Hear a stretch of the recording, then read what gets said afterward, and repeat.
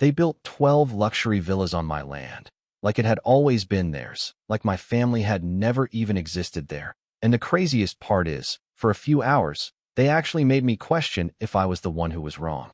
I didn't yell. I didn't call the police. I didn't even argue at first.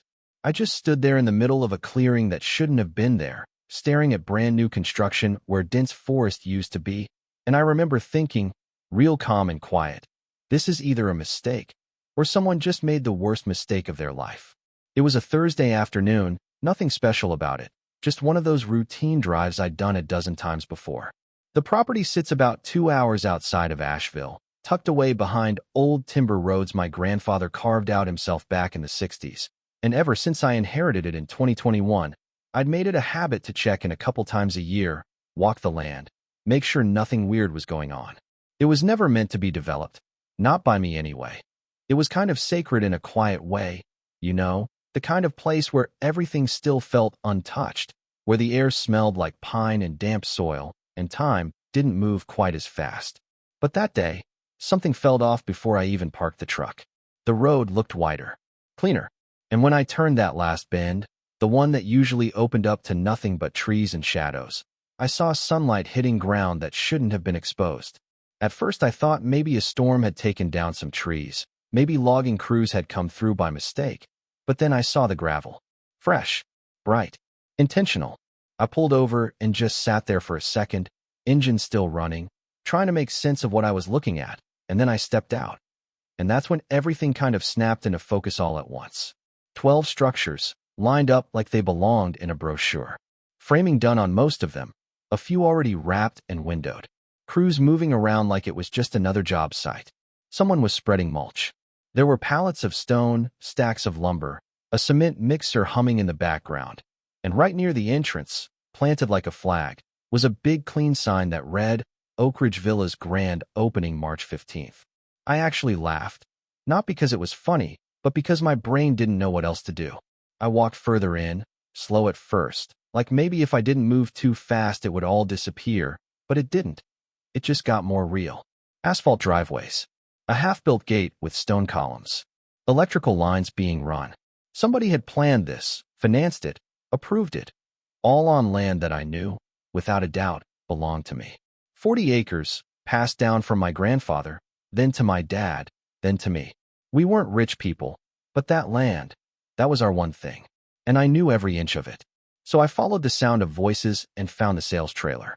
It was one of those temporary offices, white siding, little wooden steps, papers taped to the windows. I knocked once and walked in.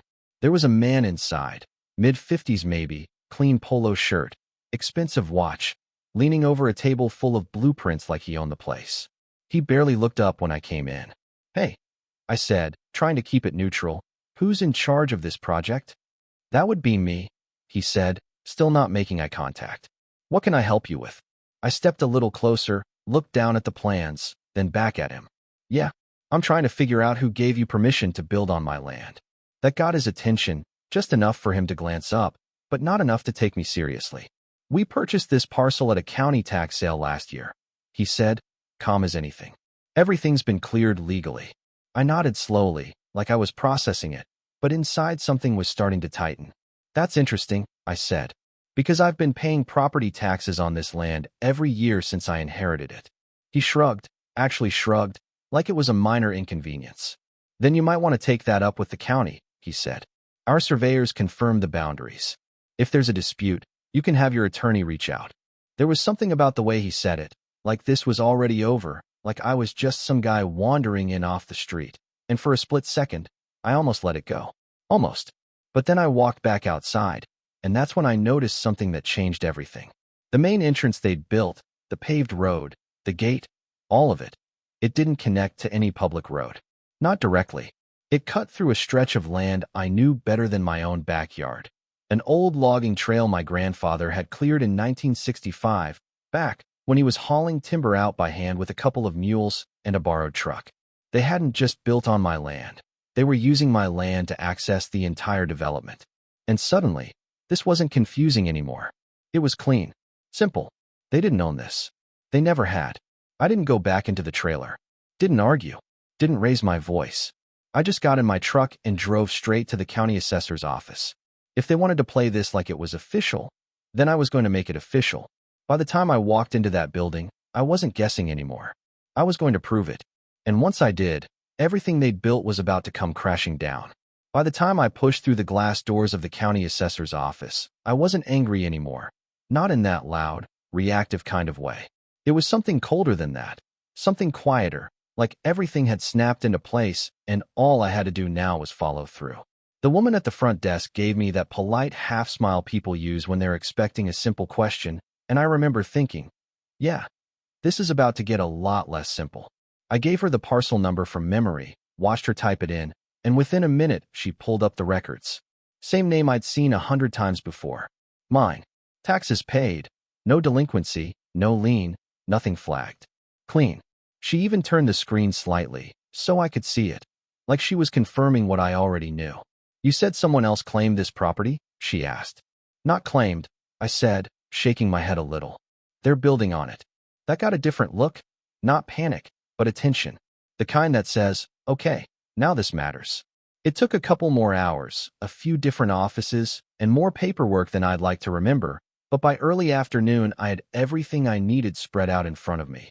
The original deed from the 60s, the transfer to my father, then to me, tax receipts, boundary surveys, even the old hand-drawn map my grandfather had filed when he first registered the land. You could see the logging trail on it, faint but clear, cutting right through the section they'd paved over. And then came the piece that flipped it from frustrating to almost unbelievable. The tax sale Marcus was talking about. It was real, but it wasn't this land. Not even close. Different parcel, different coordinates, nearly 6 miles away, on the other side of a creek system that didn't even touch my property. Somewhere along the way, either through negligence or convenience, they'd matched the wrong survey to the wrong lot, and instead of double-checking, they just built. I sat there staring at the documents, letting it sink in, because this wasn't a gray area. This wasn't a messy boundary dispute or some technical overlap. This was clean-cut. They were wrong. Completely, undeniably wrong. And that's when I called Daniel. Daniel Reeves had been my dad's attorney before he retired, and when my dad passed, Daniel was the one who helped me sort through everything. The estate, the paperwork, all the stuff nobody really prepares you for. He wasn't flashy, didn't talk more than he had to, but he understood land law in a way that made things feel solid. He picked up on the second ring. You don't usually call me in the middle of the day, he said. Yeah, I replied, leaning back in that stiff office chair. Well, I think someone just built a small neighborhood on my property. There was a pause, not disbelief, just calculation. Start from the top, he said. So I did. Everything. The drive, the clearing, the villas, Marcus, the tax sale claim. And then I walked him through what I'd just confirmed at the assessor's office. When I finished, there was another pause, a little longer this time. Do not go back there, he said finally. Not until we file. File what? I asked, even though I already had a feeling. An emergency injunction, he said. If what you're telling me checks out, and it sounds like it does, we can get a judge to halt construction immediately. But timing matters.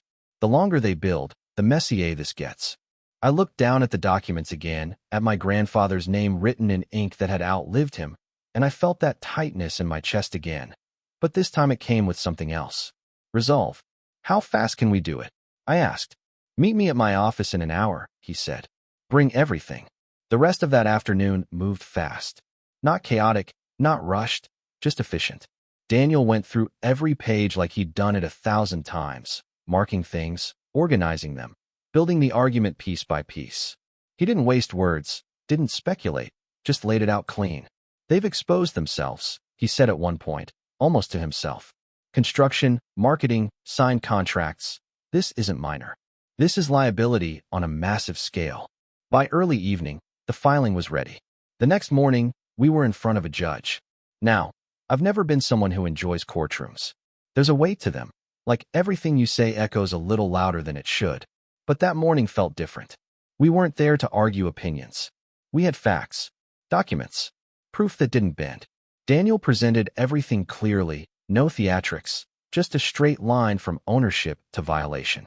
The judge asked a few questions, flipped through the evidence, and then, just like that, he made the call. Construction was to stop immediately. No exceptions. I remember the exact moment it landed. It wasn't loud. No gavel slam like in the movies. Just a decision, and suddenly, everything they'd built was frozen in place. By the time we drove back out to the property that afternoon, the change was already visible. The machines were still there, but silent. Crews standing around in small groups, confused, checking their phones, talking in low voices. Someone had already started packing up equipment. The energy had shifted completely, from momentum to uncertainty. And then I saw Marcus. He was walking fast toward the entrance, phone pressed to his ear, face tight, like he was trying to hold something together that was already slipping. When he spotted me, he stopped mid-sentence, lowered the phone slowly, and just stared for a second. "You went to court," he said. I nodded. "Yeah, I did." He let out a breath, sharp, controlled, but you could hear the strain under it. "You understand what you've done here?" he asked, stepping closer. "We have buyers. Contracts. Millions of dollars tied up in this project." I met his gaze, steady. "You built on land you don't own." "It's not that simple," he snapped, the calm starting to crack. "There was a mix-up. A mix-up doesn't give you 8 acres of someone else's property." I cut in, not raising my voice, just stating it. For a second, neither of us said anything. The noise around us felt distant, like the whole site had gone quiet just to hear how this played out. Then he shook his head, ran a hand over his face, and looked past me at the half-finished villas, like he was seeing them for the first time without the illusion. "This will ruin us," he muttered. And I remember thinking, yeah, it might. But you didn't ask. The next few days hit them hard. Faster than I think even Marcus expected. Buyers started calling, then demanding answers when word got out that the land ownership was under dispute. Some of them had already put down serious deposits. Lawyers got involved almost immediately. The bank financing the project froze their funds pending investigation. The county stepped in and suspended permits. Contractors, who had been showing up ready to work just days before, started filing liens when payments stalled. It was like watching a structure collapse, not all at once, but piece by piece. Each support giving way until there was nothing left holding it up. Daniel kept me updated as things unfolded, but I didn't need every detail to understand the direction this was going. Pressure was building, and pressure has a way of changing people. About a week after the injunction, Marcus showed up at my door. Not at the property, at my house. About a week after the injunction, Marcus showed up at my door. Not the job site, not his office, not some neutral place where he could keep control of the conversation, but my actual house, which told me everything I needed to know before he even said a word. People don't drive 2 hours out unannounced unless something's already gone very wrong. I opened the door and just stood there for a second, taking him in. Same guy, same pressed polo, same expensive watch, but everything else was different. The confidence he had in that trailer? Gone. His posture was tighter, eyes moving more, like he was calculating every second of this interaction. "Can we talk?" he asked. I stepped aside, let him in, and gestured toward the kitchen table. No small talk, no coffee offer. Just 2 chairs, face to face. He sat down, leaned forward, hands clasped like he was about to negotiate a hostage situation. "Look," he started. "This situation, it got out of hand faster than anyone expected." I didn't say anything, just let him keep going. "We relied on the information we were given," he continued. "The tax sale records, the surveyors. You relied on not double-checking," I said, calm but firm. "There's a difference." He exhaled slowly, nodded once, like he wasn't going to fight that point. "Okay, fine. Mistakes were made. But we can fix this." There it was. Not accountability. Not really. Just repositioning. "How?" I asked. "We buy the land," he said quickly, like he'd rehearsed it. "The section we built on. 8 acres. We make it clean, legal, move forward." I leaned back in my chair, studying him for a second. "And what happens to the rest of it?" I asked. "The part you cleared? The road you paved through land you never had access to?" "We can work something out," he said, a little too fast. I let that hang for a second, then shook my head slightly. "No," I said. "You don't get to work something out like this is a scheduling conflict. You didn't call. You didn't ask. You didn't even check properly. You just built." That hit him. Not hard, but enough to make him pause. 50,000, he said suddenly. I almost smiled. $50,000 for the 8 acres, he clarified, like maybe I hadn't heard him correctly. That's above market value for undeveloped land in that area. I leaned forward this time, rested my elbows on the table, and looked him dead in the eye. You've already poured, what, a few million into that project? I asked. And you think I'm going to solve your problem for 50,000? His jaw tightened slightly. It's a fair offer. It's a convenient offer, I replied. For you. That was the first time he looked frustrated, not just stressed. He stood up, paced once, then stopped. 100,000, he said. I didn't even respond. Just sat there.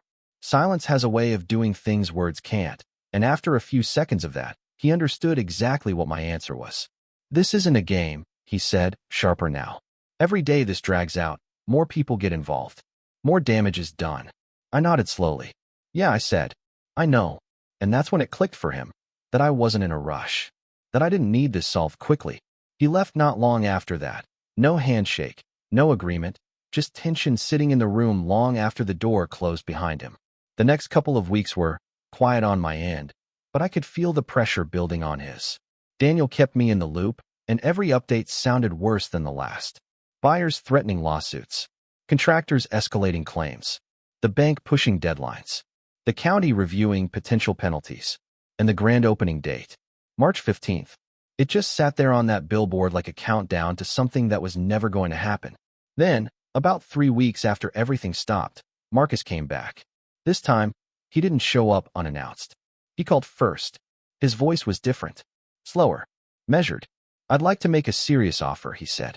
We met back at the property, right at the entrance he'd built over my grandfather's old trail.